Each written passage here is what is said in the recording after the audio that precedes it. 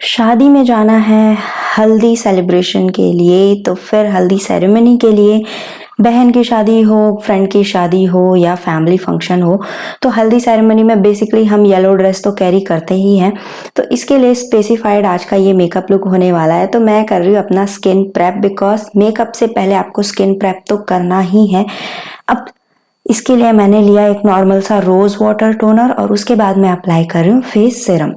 Serum के बाद मैंने अप्लाई किया under eye cream. Under eye cream इसलिए क्योंकि आंखों के पास भी बहुत सारा मेकअप होता है ना, कंसीलर, करेक्टर वगैरह वगैरह, तो आंखों के आसपास की एरिया ड्राई होने लगती है और थोड़ी पफीनेस भी आने लगती है। जब भी आप वेडिंग फंक्शंस में जाते हो तो लेट नाइट इंजॉयमेंट होती है, ऐसे में आपको थोड़ा सा पफीनेस आने लग जाता है। तो मैंने आई एरिया पे लगाने के बाद सोचा कि मैं लिप मॉइस्चराइज कर लेती हूँ, तब तक मेरा अंडर आई क्रीम जो है अच्छे से एब्जॉर्ब हो जाएगा। लास्ट में मैंने हल्का सा इस तरीके से रिंग फिंगर की हेल्प से थोड़ा थोड़ा मसाज दे दिया। इससे क्या होगा कि जो अंडर आई क्रीम है वो अच्छे से एब्जॉर्ब भी हो जाएगा, पेनिट्रेट हो जाएगा एंड उसका 100% रिजल्ट मुझे मिलेगा। फिर मैंने ले लिया मॉइस्चराइजर। अब ये जो मॉइस्चराइजर है ये मेरा रोज का मॉइस्चराइजर नहीं है, ये मैंने मेकअप के लिए अलग से लेकर रखा हुआ है जो कि एक्स्ट्रा हाइड्रेशन देता है। ये ड्राई स्किन के लिए मॉइस्चराइजर है। रोज के लिए मैं कॉम्बिनेशन स्किन वाला मॉइस्चराइजर यूज करती हूँ, बट मेकअप के लिए कॉम्बिनेशन स्किन वाला मॉइस्चराइजर मुझे ड्राइनेस दे देता है, राइट। इसलिए मैं एक्स्ट्रा हाइड्रेशन वाला मॉइस्चराइजर यूज करती हूँ। सो मेकअप के लिए आपको एक्स्ट्रा हाइड्रेशन की जरूरत पड़ती है।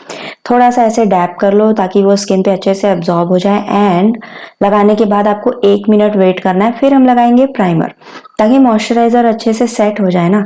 फिर प्राइमर लगा लोगे तुरंत तो वो मिक्सअप हो जाएगा, इसलिए मॉइस्चराइजर को अच्छे से सेट होने दो।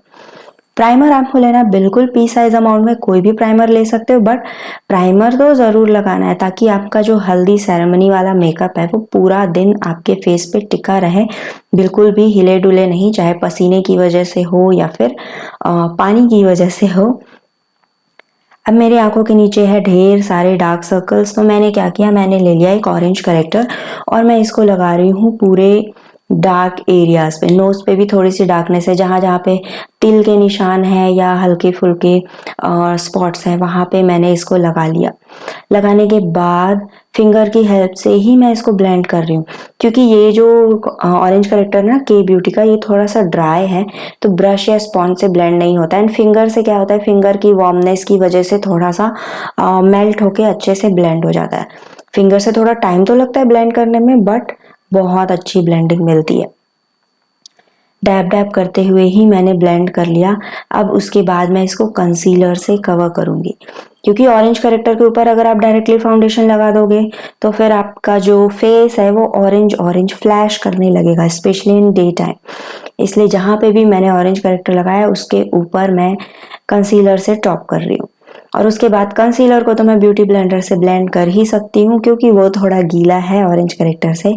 और ये प्लूम का ब्यूटी ब्लेंडर है फुल कवरेज वाला, जो कि ड्राई भी यूज हो जाता है, वेट भी यूज हो जाता है। अभी मैंने इसको डैम्प ही यूज किया है क्योंकि मैं बेस मेकअप यूज कर रही हूँ। अगर पाउडर का यूज करना हो तो ड्राई यूज करना, ठीक है। डैब डैब करते हुए ही आपको पूरा कंसीलर ब्लेंड करना है, क्योंकि हमने कंसीलर को किसी दूसरे प्रोडक्ट के ऊपर लगाया हुआ है, तो वो मिट जाएगा अगर आप स्वाइप करोगे, रगड़ोगे तो, ठीक है। ये बात आपको ध्यान में रखनी। अंडर आई एरिया पे अच्छे से ब्लेंड करो क्योंकि क्रीजिंग होने लगती है। और एक बात बताऊं, अच्छे से ब्लेंड करने के बाद भी क्रीजिंग होती है, बट ब्लेंड करना तो जरूरी है। फाउंडेशन के लिए मैंने ये थोड़ा सा ड्यूई फिनिश वाला फाउंडेशन लिया है, जो कि बहुत ड्यूई नहीं है बट मैट भी नहीं है। तो मैं ये फ्लैट फाउंडेशन एप्लीकेटर ब्रश की हेल्प से पूरे फेस पे बिल्कुल हल्के हल्के से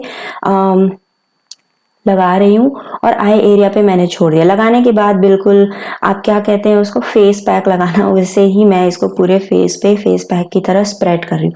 अब मैं ब्रश में प्रोडक्ट नहीं ले रही हूँ, अब मैं सीधे जो मैंने फेस पे थोड़ा थोड़ा डॉट बना दिया था ना उसी को स्प्रेड कर रही हूँ। अभी जो मुझे जरूरत पड़ेगी तो मैं ले भी सकती हूँ, बट अभी जरूरत नहीं पड़ रही है।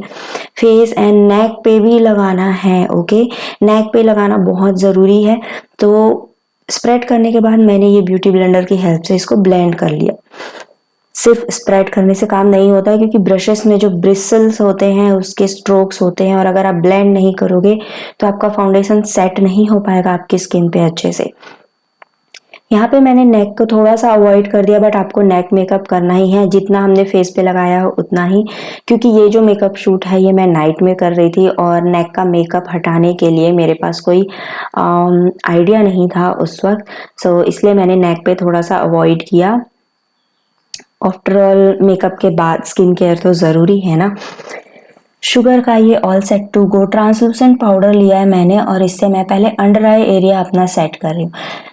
फाउंडेशन जब मैंने ब्लेंड किया तब मैंने कंसीलर को भी और ब्लेंड कर लिया ताकि पाउडर लगाने के टाइम पे कोई क्रीजिंग ना रहे। फिर उसके बाद पूरे फेस पे हल्का हल्का सा पाउडर लगा लिया और ये ब्रश की हेल्प से लगाया, क्योंकि ब्रश की हेल्प से ना पाउडर हल्के ही लगते हैं एंड जल्दी लग जाता है और बड़े एरिया को ब्रश कवर कर लेता है। बट मैं ब्रश से भी डैप डैप करके ही लगा रही हूँ, रगड़ नहीं रही हूँ, क्योंकि मैंने एक medium to full coverage foundation लगाया, प्योर फुल कवरेज फाउंडेशन नहीं लगाया। अगर आप रगड़ रगड़ कर पाउडर लगाओगे तो फिर वो अपनी जगह से हिल जाएगा यार। फाउंडेशन बेस मेकअप सेट होने में आधे घंटे का टाइम लगता है, ये चीज आपको ध्यान में रखनी है।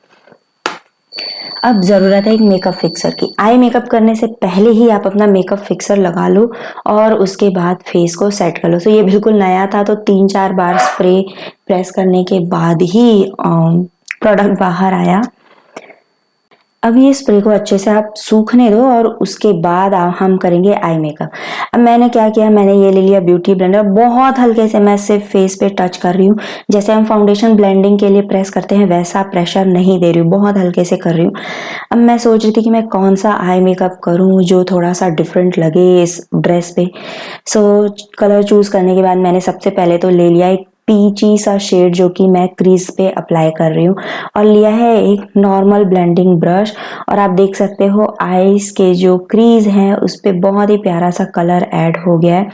इतना करने के बाद आप एक शाइनी सा शेड लगा लो आईलिड पे और आपका आई मेकअप कंप्लीट हो जाता है। बट मैं यहाँ पे थोड़ा सा ट्राई कर रही हूँ कि थोड़ा अच्छा सा आई मेकअप दूं ताकि डे टाइम के हल्दी फंक्शन पे भी मेरा आई मेकअप लुक बहुत अच्छे से दिखाई दे एंड मैं फ्रेश लगूं, वेकअप लगूं। सेम यही शेड मैंने लोअर लैश लाइन पे भी ब्लेंड कर लिया, क्योंकि बहुत ही लाइट शेड है। लोअर लैश लाइन पे जब आप आई शेडो अप्लाई करते हो तो ये तो मैं हर बार अपनी हर वीडियो पे बोलती हूँ कि वो बहुत ही प्रोफेशनल एंड ड्रामेटिक लगता है, बहुत ही अमेजिंग लगता है। फिर ले लिया ये थोड़ा सा डीप शेड, आप देख सकते हो पहले वाले से 2 शेड डार्क है, थोड़ा ब्राउन टोन में है, अर्दी ब्राउन हम बोल सकते हैं। और इसको मैंने लगा लिया क्रीज पे। इस बार मैं क्रीज से ऊपर नहीं जाऊंगी, सिर्फ क्रीज पे और क्रीज से नीचे आउटर कॉर्नर पे मैंने अच्छे से ब्लेंड किया, क्योंकि आउटर कॉर्नर पे डार्कनेस दिखाई देने लग जाती है जब आप कोई डार्क शेड यूज करते हो। दोनों साइड पे बराबर है या नहीं ये मैंने चेक किया और उसके बाद मुझे लगा कि इस साइड पे थोड़ा सा कम है ये डीप वाला शेड, तो मैंने दोबारा लगा लिया। आई मेकअप में आप देख लो, आपको आई मेकअप अच्छे से करना है तो आप आई मेकअप में थोड़ा 10 मिनट का टाइम दे दो। अगर आपको आईलाइनर लगाना है तो आई मेकअप ऐसे ही कर सकते हो, आईलाइनर पे टाइम दे सकते हो। सेम यही डार्क शेड मैंने लोअर लैश लाइन पे भी लगाया, सो मैंने इसके लिए ब्रश चेंज कर लिया क्योंकि मुझे ये डीप शेड लगाना था ना लोअर लैश लाइन पे। फिर मैंने ये फ्लैट ब्रश लिया और यहाँ पे ये ब्राउनिश गोल्डन शेड है, इसको मैंने लिया और पूरे आईलिड पे लगा लिया। गोल्डन से थोड़ा डिफरेंट है, सॉरी पूरे आईलिड पे नहीं लगाया, आउटर कॉर्नर पे और इनर कॉर्नर पे लगाया, सेंटर को छोड़ दिया मैंने। मैं थोड़ा सा हेलो आईज करने की कोशिश कर रही थी इसलिए मैंने सेंटर पे छोड़ दिया। अब मैं चूज नहीं कर पा रही थी कि मैं सेंटर पे कौन सा शेड लगाऊं, क्योंकि सारे एक जैसे ही दिख रहे थे पैलेट पे। फिर मैंने ये गोल्डन वाला शेड लिया जो कि पहले वाले गोल्डन शेड से थोड़ा सा लाइट है बस, और उसको लगा लिया सेंटर पे।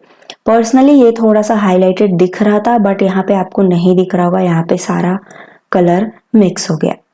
फिर मैंने ले लिया ये जो ग्लिटर टाइप का जो शेड है उसको लिया और सेंटर पे थोड़ा सा प्रेस कर दिया, क्योंकि बहुत ज़्यादा डिफरेंस नहीं लग रहा था और मैंने सोचा था कि थोड़ा डिफरेंट दिखाई दे, सो इसलिए मैंने और एक कलर ले लिया। उसके बाद ले लिया ये आईब्रो पेंसिल फ्रॉम शुगर, और ये मेरी फेवरेट आईब्रो पेंसिल है।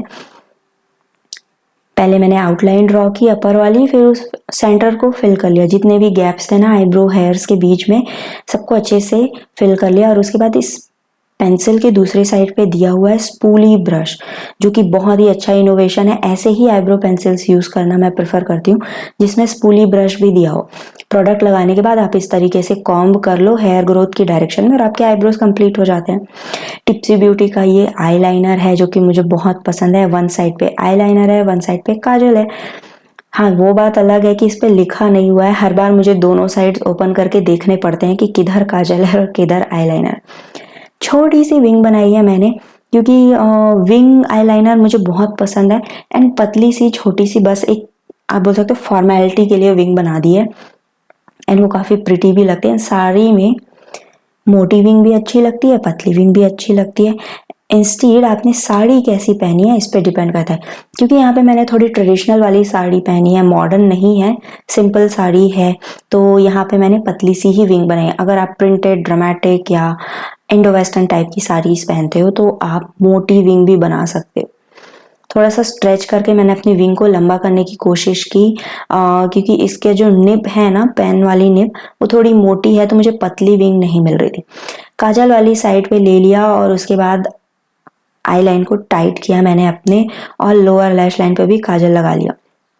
डबल विंग बनाने की कोशिश थी मेरी, बट जैसा कि मैंने कहा इसका निब थोड़ा मोटा है तो मुझे पतले स्ट्रोक्स नहीं मिल रहे थे आईलाइनर के।